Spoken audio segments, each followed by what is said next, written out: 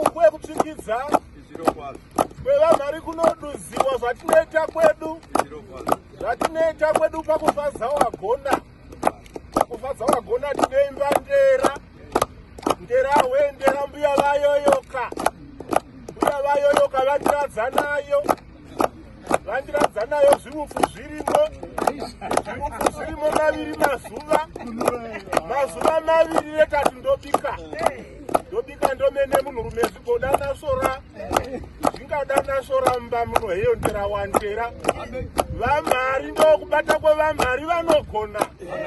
Kana vogona haiwa vanotifungidza makare, vari mhungudza, vari chitonje, vari mhari huru, vari nyaningwe nhema nezvinyaningwe neveza. Haiwa izi ukasapokota here ngopopoteke pamupata wechihwengana nhasi uripo.